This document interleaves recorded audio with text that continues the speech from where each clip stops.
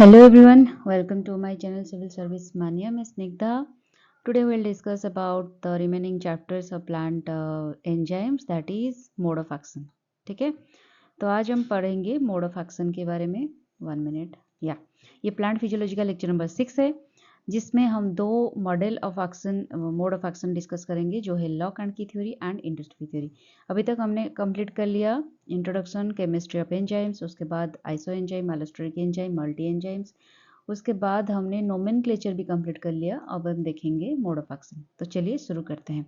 और एक बार जिनको पीडीएफ चाहिए तो सिविल सर्विस मानिया की जो टेलीग्राम चैनल है वो डिस्क्रिप्शन बॉक्स में मैं दे चुकी हूँ. वहाँ पे आप क्लिक करके उस चैनल को सब्सक्राइब कर लीजिए. वहाँ यहाँ पे जो भी मैं पढ़ाती हूँ उसकी पीडीएफ वहाँ पे आपको मिल जाएगी. And the second thing is, जिनको एग्रीकल्चर आंसर राइटिंग की प्रैक्टिस करनी है, नीचे डिस्क्रिप्शन बॉक्स में एक लिंक दिया गया है एग्री ऑप्शनल के नाम से. वहाँ पे भी आप सब्सक्राइब कर लीजिए. हर रोज प्रीवियस ईयर क्वेश्चंस मैं वहाँ पे पोस्ट करती हूँ, एग्रीकल्चर पेपर 1 एंड पेपर 2 की. और आप यहाँ पे जाकर जो भी आपको सूटेबल लगे वो प्रैक्टिस करिएगा. देखिए मैं तो दे रही हूँ, और उसके बाद मतलब उसके एक दिन के बाद मैं मॉडल आंसर भी प्रोवाइड कर रही हूँ. लेकिन देख रही हूँ कि बहुत सारे बच्चे यहाँ पे आंसर राइटिंग नहीं कर रहे हैं, जिसके एक्चुअली पर्पज़ यही था कि आप आंसर राइटिंग प्रैक्टिस वहाँ पे करो, लेकिन आप नहीं कर रहे हो. तो मेरी यही कोशिश है कि मैं तो प्रोवाइड कर रही हूँ, लेकिन आपका कुछ चाहिए. अगर किसी बच्चे ने आंसर राइटिंग ठीक से प्रैक्टिस नहीं कर रहा है तो आप लोग को देख कर वो डेवलप करेगा. एक दूसरे को साथ में लेकर हमें चलना है. ऐसा नहीं कि खुद अपने आप को आगे बढ़ाना है, बाकी सबको छोड़ना है. सबको साथ में लेकर चलना है. यही मेरी इस चैनल को खोलने का विजन है कि सब साथ में लर्न करेंगे. ठीक है, तो वहाँ पे प्रैक्टिस करिए. मॉडल आंसर किसी को अगर कुछ डाउट है आप वहाँ पे पूछ सकते हो, और एक दूसरे के साथ नॉलेज शेयरिंग हम कर सकते हैं. ठीक है, तो चलिए शुरू करते हैं. पहला है जो मैकेनिज्म होता है, ये एक्चुअली कैटालिटिक मैकेनिज्म होता है. ठीक है, इस मोड ऑफ एक्शन को कैटालिटिक मैकेनिज्म बोलते हैं, क्योंकि कैटालाइज करता है रिएक्शन को. ठीक है, एनर्जी सबस्ट्रेट कॉम्प्लेक्स बनाकर वहाँ पे कैटालाइज होता है रिएक्शन, और एनर्जी ट्रांसफर होती है. उसके बाद प्रोडक्ट फॉर्मेशन होती है. वो कैसे होते हैं बहुत ही डिटेल्स में हम पढ़ेंगे. ठीक है, enzyme catalyse biochemical reactions by providing an alternative reaction pathway with lower activation energy. हमने पढ़ाया था कैटालिटिक मैकेनिज्म क्या होती है. मतलब देखिए, एक काम को करने के लिए, यहाँ से यहाँ तक करने के लिए अगर आपको इतना एनर्जी चाहिए होता है, तो कैटालिटिक रिएक्शन एंजाइम के माध्यम से ये एनर्जी आपको इतने में हो जाएगी. ठीक है, तो ये जो एनर्जी शिफ्ट हो रहा है, मतलब लोअर एनर्जी में आप ज़्यादा काम कर सकते हो, या फिर वही काम को दूसरे काम की अंजाम दे सकते हो. तो ये होता है एंजाइम की कैटालिसिस, मतलब एंजाइम की कैटालिटिक मैकेनिज्म. एंजाइम की यही काम होती है कि आपकी एनर्जी को, जितना ज़्यादा एनर्जी खर्च होना चाहिए था, उस एनर्जी को वो शिफ्ट कर देता है लोअर एनर्जी को, ताकि खुद कम एनर्जी में आप ज़्यादा काम कर पाओ. तो इसके लिए दो प्राइमरी मॉडल्स डिस्क्राइब किया गया था. एक को बोला जाता है लॉक एंड की मॉडल, एंड सेकंड को बोला जाता है इंड्यूस्ड फिट मॉडल. इसको थोड़ा, अगर किसी को कुछ भी नहीं आता है, बस ये नेम से ही आप इसको डिफाइन कर सकते हो. जैसे कि लॉक एंड की मतलब, जो एंजाइम एंड सबस्ट्रेट, जो एंजाइम, ये मान के चलिए एक एंजाइम है और ये एक सबस्ट्रेट है. ठीक है, ये सबस्ट्रेट एंजाइम एक लॉक होता है, एक की होता है. ठीक है, जैसे लॉक में की का स्पेसिफिक की के बगैर लॉक खुलता नहीं है, उसी तरह सबस्ट्रेट को आप की मान लीजिए, और एंजाइम का लॉक मान लीजिए. एक पर्टिकुलर स्पेसिफिक सबस्ट्रेट एक स्पेसिफिक एंजाइम साइड पर लगता है तो ही प्रोडक्ट निकलता है. तो ये हो गया लॉक एंड की मॉडल. लेकिन इंड्यूस्ड फिट मॉडल क्या होता है. ठीक है, इंड्यूस्ड फिट मॉडल ये है कि आप सबस्ट्रेट के अकॉर्डिंगली एंजाइम की कॉन्फ़िगरेशन को आप इंड्यूस्ड कर रहे हो, चेंज कर रहे हो. तो सबस्ट्रेट अपने आप के हिसाब से इंड्यूस्ड कर रही है एंजाइम को, अपने हिसाब से कॉन्फ़िगरेशन को चेंज करे, तो इसको बोलते हैं इंड्यूस्ड फिट मॉडल. ये कैसे काम करता है, ये यहाँ पे नहीं जाते डिटेल्स में, हम जाते हैं नेक्स्ट स्लाइड में. ओके, देखिए, लॉक एंड की थ्योरी पहले हम डिस्कशन करेंगे. इसको प्रपोज किए थे एमिल फिशर ने इन 1894 में. ये डिस्क्राइब करते हैं enzyme specificity by comparing the enzyme to a lock. जैसे मैं बोल रही थी, आप एंजाइम को एक लॉक के हिसाब से, यहाँ पे डायग्राम पे फोकस कीजिए, एंजाइम को आप लॉग के हिसाब से मान लीजिए और सबस्ट्रेट को आप की के हिसाब से मान लीजिए, तो इसको लॉक एंड की मॉडल बोला जाता है। According to this model, the enzyme's active site, enzyme की एक्टिव साइट क्या होता है, जहाँ पे सबस्ट्रेट आकर लगते हैं, ठीक है, इस जगह पे। तो एंजाइम की जो एक्टिव साइट होती है एंड सबस्ट्रेट है perfectly complementary and rigid shape. Complementary rigid shape मतलब सबस्ट्रेट की जो भी शेप होती है वो रिजिड होती है, वो पर्टिकुलरली एक एंजाइम के साथ मिलने के लिए उसके सरफेस उतना ही रिजिड होती है, मतलब वो और किसी एंजाइम के साथ नहीं लग सकता। एक पर्टिकुलर सबस्ट्रेट एक पर्टिकुलर एंजाइम की एक्टिव साइट से लगने के लिए ही होता है। ये कॉम्प्लीमेंटरी एक दूसरे के लिए होते हैं। मीनिंग ए स्पेसिफिक सबस्ट्रेट, जिसको की बोला जाता है, can fit into the active site of a specific enzyme, the lock. ठीक है, ये चेंज नहीं होते, उनकी कॉन्फ़िगरेशन चेंज नहीं होते। ये एक्टिव साइट, ये सबस्ट्रेट ये एंजाइम की इस एक्टिव साइट से लगेगा, ये सबस्ट्रेट ये एक्टिव साइट से लगेगा। ये अपने कॉन्फ़िगरेशन चेंज नहीं करेंगे और ये लगने के बाद एक कॉम्प्लेक्स क्रिएट होते हैं जिनको बोलते हैं एंजाइम सबस्ट्रेट कॉम्प्लेक्स। ठीक है, और ये सबस्ट्रेट होने के बाद, ये कॉम्प्लेक्स बनने के बाद यहाँ पे कैटालिटिक रिएक्शन स्टार्ट होती है अंदर ही अंदर। ठीक है, और इस कैटालिटिक रिएक्शन होने के बाद ये एंजाइम सबस्ट्रेट कॉम्प्लेक्स कन्वर्ट हो जाते हैं एंजाइम प्रोडक्ट कॉम्प्लेक्स को। प्रोडक्ट कॉम्प्लेक्स इसी वजह से कहा गया है क्योंकि यही एक स्टेज है जहाँ पे क्या करते हैं, कुछ केमिकल चेंजेस होते हैं due to activity of reaction site, और उसके बाद ये प्रोडक्ट निकल जाते हैं। प्रोडक्ट बनने के बाद यहाँ पे एंजाइमेटिक रिएक्शन होकर ये सबस्ट्रेट एंजाइम कॉम्प्लेक्स एक प्रोडक्ट में कन्वर्ट हो जाते हैं और प्रोडक्ट यहाँ से निकल जाते हैं और ये एंजाइम फिर से फ्री हो जाते हैं और एक सबस्ट्रेट को अट्रैक्ट करने के लिए और एक सबस्ट्रेट को बाइंडिंग करने के लिए। ठीक हो गया। पहले क्या रिएक्शन हुआ, enzyme and substrate lock and की मॉडल में एंजाइम सबस्ट्रेट कॉम्प्लेक्स बनते हैं और उसके बाद एंजाइम प्रोडक्ट कॉम्प्लेक्स बनते हैं और उसके बाद एनर्जी एंजाइम प्रोडक्ट हो जाते हैं, प्रोडक्ट फ्री हो जाता है और एनर्जी एंजाइम फ्री हो जाती है और एक अनदर सबस्ट्रेट को बाइंडिंग करने के लिए। ये होता है लॉक एंड की थ्योरी। समझ में आ गया, बहुत ही सिंपल टर्म में समझाई, तो कुछ भी इसमें कॉम्प्लिकेटेड नहीं है। नेक्स्ट चलते हैं, induced fit theory. Okay, induced fit theory, its name define itself कि इंड्यूस्ड एक एंजाइमेटिक एक्शन है proposed by Daniel Koshland in 1958 में। ये स्टेट करता है कि enzyme's active site is not a static rigid structure but a flexible one that change shape to better bind with substrate. आपको याद होगा जब मैंने पढ़ाया था एलोस्टेरिक साइट। ठीक है, एलोस्टेरिक साइट में क्या होता है, जिन्होंने नहीं देखा है डिस्क्रिप्शन बॉक्स में लिंक दे दूंगी, वहाँ पे जाकर आप देख लीजिएगा।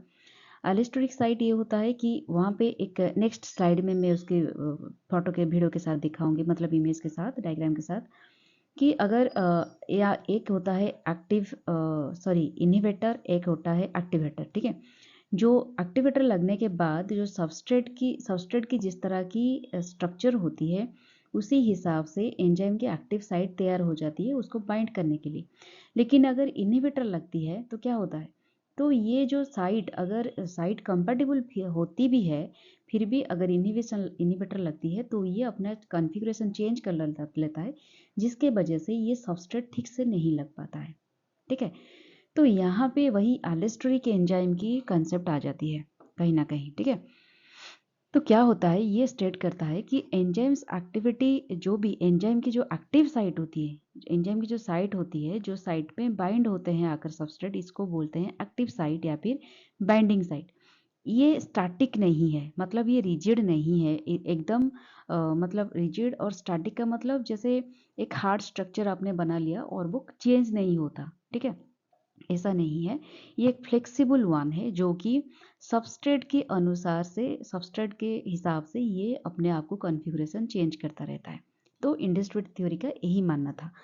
जब ये सबस्ट्रेट बाइंड करता है एंजाइम एक्टिव साइट, ये एक कन्फॉर्मेशनल चेंज होता है that aligns the enzyme and substrate for optimal catalysis which may also distort the substrate to facilitate the reaction. क्या होता है, इनके हिसाब से जब सबस्ट्रेट आकर लगता है यहाँ पे, तो ये अपने हिसाब से सबस्ट्रेट के हिसाब से अपने आप की एक्टिव साइट की बाइंडिंग साइट को चेंज कर लेता है। जो बाइंडिंग साइट होती है जो सबस्ट्रेट को होल्ड करता रहता है, वो सबस्ट्रेट के हिसाब से अपने आप को ऑप्टिमल कंडीशन में चेंज कर लेता है ताकि ऑप्टिमल कैटालिसिस हो सके। ठीक है। सेवरल फैक्टर यहाँ पे स्ट्रक्चरल कॉन्फ़िगरेशन के लिए रिस्पॉन्सिबल होते हैं, जैसे कि बाइंडिंग टू को फैक्टर और को एंजाइम। को फैक्टर को एंजाइम क्या होते हैं, इनके बारे में हमने पहले ही चैप्टर में पढ़ लिया था एंजाइम की। तो जो भी को फैक्टर होते हैं, जो को एंजाइम होते हैं, उनके हिसाब से ये चेंज होते रहते हैं। पीएच भी एक फैक्टर होता है, आयनिक स्ट्रेंथ भी एक फैक्टर होता है, temperature, enzymatic modification like glycosylation, phosphorylation, lipid binding, ये सारी चीज़ें फैक्टर होते हैं जिसके वजह से स्ट्रक्चरल कॉन्फ़िगरेशन चेंज होती रहती है सबस्ट्रेट के अनुसार। ठीक है, इसको याद रखिएगा। An active site is the most important binding site on the surface of enzyme, specifically designed to interact with other molecule. ये होता है एक्टिव साइट। एक्टिव साइट मतलब एक्टिव साइट दो तरीके से होते हैं। एक होता है कैटालिटिक साइट। देखिए यहाँ पे एक ऐसे फ्यूरो हुआ है, यहाँ पे एक स्ट्रक्चर हुआ है, ऐसा रेज सरफेस, एंड उसके बाद इस तरह की फ्यूरो हुआ है। तो ये जो सरफेस है जहाँ पे सबस्ट्रेट आकर लगता है, इसको बोलते हैं बाइंडिंग साइट या फिर सबस्ट्रेट बाइंडिंग साइट। और यहाँ पे जो ऊंचा वाला सरफेस है, इसको बोलते हैं कैटालिटिक साइट। ये दोनों को मिलाकर एक्टिव साइट बनते हैं। ठीक है, ये दोनों को मिलाकर एक्टिव साइट बनते हैं। तो ये एक्टिव साइट जो फॉर्मर है, मतलब ये जो कैटालिटिक साइट है, ये क्या करता है, 2 to 6 amino acid residues that facilitate the catalytic reaction. ये 2 to 6 अमीनो एसिड रेसिड्यू से बनता होता है जो कि कैटालिटिक रिएक्शन को फर्दर फैसिलिटेट करता है। ठीक है, उसके बाद at the same time the latter serves to recognise the ligand upon which the enzyme act. तो जो सबस्ट्रेट बाइंडिंग साइट होती है वो एक अपने आप को इस तरह से कॉन्फ़िगर करता है, एक लिगैंड की तरह वो काम करता है जहाँ पे एंजाइमेटिक एक्टिविटी होती है। This active site has a fluid structure, मतलब जो कैटालिटिक साइट एंड जो सबस्ट्रेट बाइंडिंग साइट वो सब एक फ्लूइड स्ट्रक्चर से बने होते हैं, जो कि इसी वजह से वो एंजाइम के एनवायरनमेंट के हिसाब से, सबस्ट्रेट बाइंडिंग के हिसाब से अपने आप को कॉन्फ़िगर करते रहते हैं, अल्टर करते रहते हैं, अपने आप को चेंज करते रहते हैं। इसी वजह से इंड्यूस्ड फिट मॉडल इसके नेम के हिसाब से वो यही कहता है कि small changes of active site of an enzyme such that substrate can achieve optimal fit. तो अपने आप को एंजाइम उस तरह से फिट कर लेता है ताकि ऑप्टिमल कैटालिसिस हो सके। ठीक है, this configuration change catalyze the reaction, meanwhile lowering the activation energy barrier and resulting in an increase in the overall rate of reaction. Catalysis की क्या काम होती है कि एक्टिवेशन एनर्जी को लोअर करें, जितना ज़्यादा ज़रूरत होता है उससे कम, अगर ज़रूरत कम में हो जाए तो हमारे पास एनर्जी बच जाएगी, एनर्जी ज़्यादा खर्च नहीं होंगे, वही एनर्जी और किसी काम में लग जाएगा। ठीक है, तो एक्चुअली कैसे काम करती है, उसकी मैकेनिज्म को थोड़ा और डिटेल्स में जानते हैं। ये आपको मैंने ओवरऑल चीज़ें बता दी कैसे काम करता है, लेकिन अगर हम डीपली जाएंगे तो डीपली कैसे काम करता है थोड़ा देख लेते हैं। आपको अगर एग्जाम में आता है तो आप इसको इतना ही लिख सकते हो, लेकिन ये कैसे एक्चुअली काम करता है थोड़ा डिटेल्स में आपकी अंडरस्टैंडिंग के लिए मैं बता रही हूँ। The suitable substrate arrive at the active site of an enzyme where it does not fit perfectly. मान के चलिए ये एक सबस्ट्रेट है और ये हो गया एंजाइम। ये सबस्ट्रेट आ गया यहाँ पे लगने के लिए, लेकिन मान के चलो ये एंजाइम में ये परफेक्टली फिट नहीं हो रहा है। ठीक है, Many of the same forces that keep tertiary structure in check during peptide chain folding also pull the substrate into the active site. कभी कभी क्या होता है, हमने पढ़ा पिछले वीडियो में, पिछले सब्जेक्ट टॉपिक में, कि जो होता है डिफरेंट स्ट्रक्चर होते हैं, डिफरेंट लेवल ऑफ स्ट्रक्चर होते हैं एंजाइम्स के, primary structure, secondary structure, tertiary structure, quaternary structure. तो ये जो स्ट्रक्चर होते हैं, बहुत सारे स्ट्रक्चर पेप्टाइड चेन्स को के बेस पर होते हैं। जो कॉम्प्लिकेटेड पेप्टाइड चेन्स फोल्डिंग होते हैं उनके ऊपर बेस करके ये स्ट्रक्चर होते हैं। तो टर्शियरी जो स्ट्रक्चर होते हैं वो थोड़ा कॉम्प्लिकेटेड होते हैं।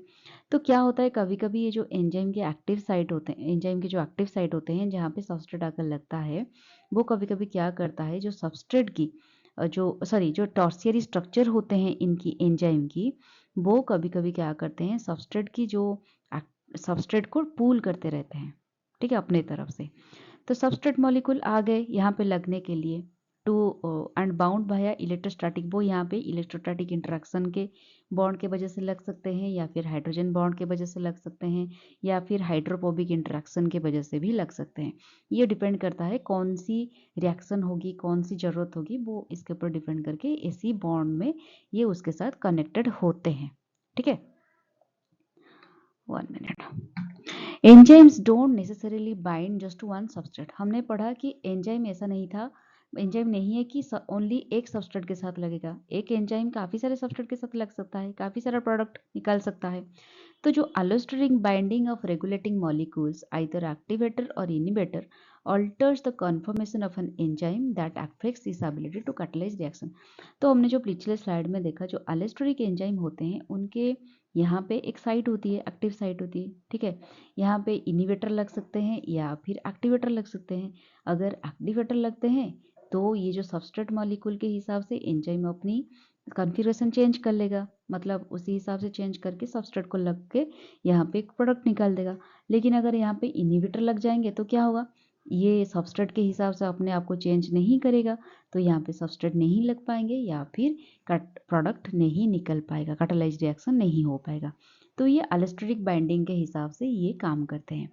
Amino acid chains that make up the active site are molded into appropriate positions such that the catalytic function of the enzymes get activated।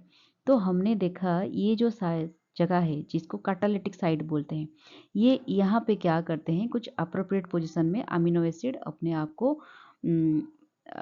मतलब मोल्डेड करते रहते हैं अप्रोप्रिएट पोजीशन में, कि यहाँ पे कैटालिटिक फंक्शन बहुत अच्छे से हो सके और एंजाइम एक्टिवेट हो सके। ठीक है, the active site changes it conformation until the substrate makes a tight bond with the enzyme।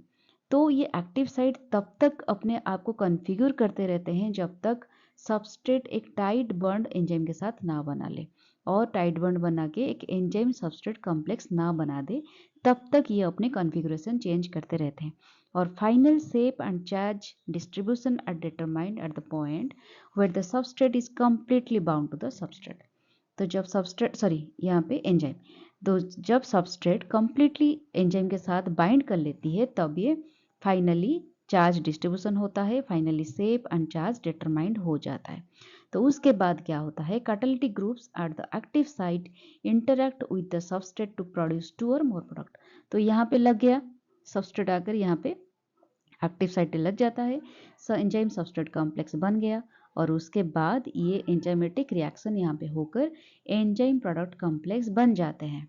ठीक है, उसके बाद प्रोडक्ट डिटैच हो जाते हैं एंजाइम सरफेस से, allowing it to reverse to normal shape and further repeat the process. तो enzyme अपने नॉर्मल शेप को चला जाता है और उसके बाद और एक सबस्ट्रेट को अट्रैक्ट करने के लिए वो अपने आप को तैयार कर लेता है। ठीक है, समझ आ गया इंडस्ट्रेट model. No substrate molecules that are too big or too small change the structure of the enzyme, leading to a misalignment of the catalytic group. Despite being drawn to the active site, these molecules are unable to catalyze reactions।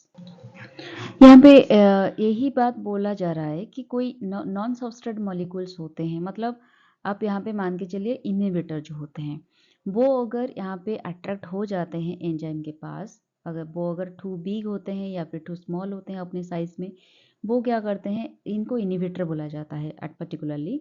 और ये जब लगते हैं यहाँ पे तो ये enzyme की स्ट्रक्चर एकदम मिसअलाइनमेंट कर लेते हैं कैटालिटिक ग्रुप के साथ, और जिसके वजह से एक्टिव साइट अपने आप को सबस्ट्रेट के हिसाब से कॉन्फ़िगर नहीं कर पाता है और कैटालाइजिक रिएक्शन भी नहीं हो पाता है। तो इसको पर्टिकुलरली इनहिबिटर के कैटेगरी में रखा जाता है। ठीक है, तो ये हो गया आपकी इंड्यूस्ड फीड थ्योरी। समझ में आ गया सबको? अगर समझ में आ गया तो मुझे कमेंट बॉक्स में ज़रूर बताना। तो मतलब अगर समझ में आ गया तो ज़रूर बताना, नहीं आया तो भी बताना। ठीक है, तो अभी हम देखेंगे कुछ advantages and drawbacks of both the models. ठीक है, तो लॉक एंड की मॉडल में पहले जाते हैं। उसके एडवांटेजेस यही है कि ये स्पेसिफिसिटी को एक्सप्लेन करता है, मतलब एक एंजाइम स्पेसिफिकली लगता है सिर्फ एक पर्टिकुलर सबस्ट्रेट में, ये ही बहुत बात बोलता है, जो भी हमने ऑलरेडी अभी भी पढ़ा। ये एक सिंपल कॉन्सेप्ट है क्योंकि बहुत इजी टू अंडरस्टैंड। हम लॉक एंड की मॉडल समझ लिए, मतलब बहुत ही ईजी है, एक लॉक के अंदर एक ही की जाता है, दूसरा की नहीं जाता है। तो एक रिजिड लॉक है और जिसका एक ही की होता है। इसका फाउंडेशनल थ्योरी यही है कि provided the first scientific basis of enzyme substrate interaction, ठीक है। इसकी ड्रॉबैक यही है कि ये एज्यूम करता है कि एंजाइम एक रिजिड स्ट्रक्चर है, लेकिन ये हर एक बार एंजाइम रिजिड स्ट्रक्चर नहीं है। काफ़ी सारे एंजाइम्स फ्लेक्सिबल होते हैं रियलिटी में, and does not explain catalytic function efficiency. ये एक्सप्लेन ठीक से नहीं कर पाता कि कैसे एंजाइम अपने एक्टिवेशन एनर्जी को लोअर करता है, और ये ब्रॉड स्पेसिफिसिटी को भी एक्सप्लेन नहीं कर पाता। Like some enzymes can act on multiple substrates which this model does not justify. हमने पढ़ा एक एंजाइम सिर्फ एक सबस्ट्रेट के लिए नहीं लगता, बहुत सारे सबस्ट्रेट उसके साथ लगते हैं। तो इसी वजह से लॉकहार्ट की मॉडल को ये ब्रॉड स्पेसिफिसिटी को एक्सप्लेन नहीं कर पाता। नेक्स्ट आते हैं इंडस्ट्रीट मॉडल। ये यही बात बोलता है कि एक्सप्लेन एंजाइम फ्लेक्सिबिलिटी। हमने पढ़ा कि एंजाइम बहुत फ्लेक्सिबल होते हैं, अपने आप को सबस्ट्रेट के हिसाब से कॉन्फ़िगर करते रहते हैं। ये कैटालिटिक रिएक्शंस को इजीली एक्सप्लेन करते हैं, कैसे लोअर एक्टिवेशन एनर्जी होगा, कैसे प्रॉपर ओरिएंटेशन होगा। इस सब बातें हमने पढ़ा अभी पिछले स्लाइड में। और ये एलिस्ट्रिक रेगुलेशन के बारे में भी एक्सप्लेन करता है, या क्या इनिवेटर के रोल होते हैं, एक्टिवेटर के क्या रोल होते हैं, ये सब के बारे में बहुत ही डिटेल्स में ही एक्सप्लेन करता है। ड्रॉबैक इतना है कि ये एक बहुत ही कॉम्प्लेक्स मैकेनिज्म है, ठीक है। काफ़ी वक्त ये समझ में नहीं आता, और may not apply to all enzymes. कुछ एंजाइम्स ऐसे होते हैं क्योंकि उनके रिजिड सरफेस होते हैं, रिजिड एक्टिव साइट्स होते हैं, और ये ओनली वन सबस्ट्रेट के लिए लगते हैं विदाउट मेजर चेंजेस। लेकिन मैक्सिमम जो होते हैं वो इंडिस्ट्रीब्यूट मॉडल में आ जाते हैं। Okay, and the last slide जिसमें हम कुछ डिफरेंसेस के बारे में मैंने यहाँ पे लिस्ट आउट किया है। आपको अगर आंसर राइटिंग में आ जाता है डिफरेंस, तो आपको इस पॉइंट आप उसमें डाल सकते हो। जैसे कि लॉकहार्ट की मॉडल में एंजाइम एंड सबस्ट्रेट फिट के बारे में कहा गया है, कैसे रिजिड है, कैसे प्री एग्जिस्टिंग शेप उसका है, एंड कॉम्प्लीमेंटरी होते हैं सबस्ट्रेट एंड एंजाइम्स। और यहाँ पे क्या है, एंजाइम सबस्ट्रेट के बीच कितना फ्लेक्सिबल है, इसके बारे में बात किया गया है। शेप एंड चेंजेस के जो कैटेगरी है, no significant structural changes occur in either the enzyme और the substrate during the binding. लेकिन यहाँ पे क्या होता है, both the enzyme and substrate undergo configurational changes to achieve a better fit. Okay, analogy क्या होता है, ये एक लॉक होता है enzyme and its specific key as a substrate. लेकिन यहाँ पे ये handshake where two hands adjust to fit each other, ठीक है। कितने कितने इजीली ये सारी चीज़ों को देखा गया है। मैकेनिज्म क्या होता है, the enzyme's active site is already the correct shape for the substrate before it binds. लेकिन यहाँ पे क्या होता है, the binding of the substrate induces a change in the enzyme's active site, optimising it for the reaction. Okay, तो इसमें चाहे तो आप और कुछ ऐड कर सकते हो, ड्रॉबैक ऐड कर सकते हो, या फिर एडवांटेजेस ऐड कर सकते हो। तो ये सारी चीज़ें हो गया। तो यहाँ पे हमारा थ्योरी जो मोड ऑफ एक्शन है एंजाइम की, बहुत ही डिटेल्स में मैंने यहाँ पे डिस्कशन किया है। तो कैसा लगा वीडियो मुझे ज़रूर बताना।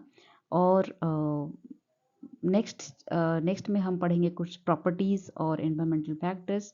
इसके बारे में, एंजाइम के बारे में बहुत ही डिटेल्स में डिस्कशन करेंगे। तो तब तक के लिए stay tuned with my channel and ta-ta bye bye and take care.